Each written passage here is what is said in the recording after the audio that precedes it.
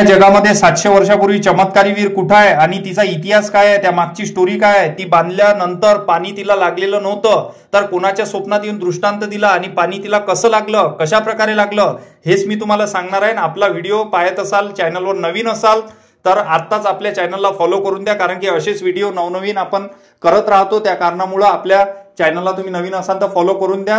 चला आता तुम्हाला सांगतो की वीर ते कुठं आहे आणि कशा प्रकारे आहे। विहीर आहे महिमापूरची आणि जसा विहिरीचा महिमा थोर आहे तसंच गावाचं नाव पण महिमापूर ठेवलेलं आहे आणि तालुका दर्यापूर आहे आणि जिल्हा अमरावती आहे। आणि आता बघूया आपण या मागची स्टोरी काय आहे, कशा प्रकारे दृष्टांत देऊन पाणी लागलं या विहिरीला आणि त्या विहिरीला चमत्कारी का बरं म्हणत असतील, का चमत्कारी वीर म्हणून ओळखल्या जाते आणि त्या मागची स्टोरी काय आहे, कशा प्रकारे ते चमत्कारी वीर झाली, आज तिला इतिहासात तिची नोंद आहे, कशा प्रकारे तिला चमत्कारी म्हणून ओळखल्या जाते। तर त्यामागं सुंदर अशी कहाणी आहे बघा। तर एक बाई होती, ते बाई पण दैवी शक्ती म्हणावं लागेल त्याला, आसरा देवीचं रूप म्हणून ओळखल्या जाते त्या बाईला।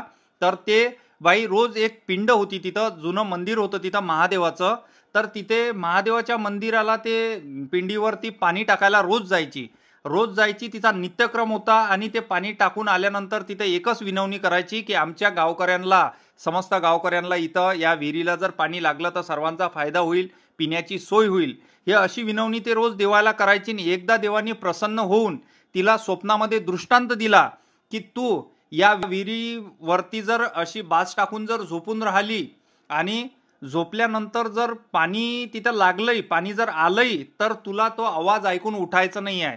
तू जर तो पाण्याचा आवाज ऐकून उठली तर पाणी तिथंच थांबून जाईल आणि विहिरीला पाणी तर लागल पण पाण्याची लेवल वरती येणार नाही, कारण की जेव्हा विहीर पाण्याचा झरा मोकळा होतो, खळखळ आवाज होईल, तेव्हा जर तू उठली तर पाणी तिथंच थांबून जाईल। तर बघा त्या देवीनं तिथेसा बाज टाकून ज्यावेळेस आराम केला आणि रातचे 1-1:30 वाजता जेव्हा हा सर्व प्रकार घडला, जेव्हा पाणी यायला लागलं तेव्हा असा खळखळ असा आवाज आला आणि ते देवी उठून बसली आणि पाणी तिथे स्टॉप झालं।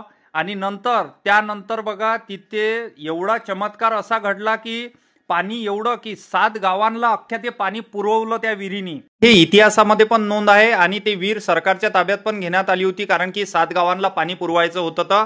आणि नंतरची जी स्टोरी आहे, परत तिथे काही वर्षानंतर, एक 3 ते 4 वर्षानंतर साधारणतः एक चोर आला होता आणि तो किती वर्ष राहिला त्या विहिरीमध्ये, किती महिने राहिला हे मी तुम्हाला सांगणार आहे। तर त्यासाठी तुम्ही आपल्या चॅनलवर नवीन असाल तर फॉलो करून जा आणि उद्याच्या भागात आपण पुढच्या पार्ट 2 मध्ये आपण ते घेणार आहे। तर तोपर्यंत फॉलो करून द्या आणि लाईक करा। भेटू पुढच्या व्हिडिओमध्ये।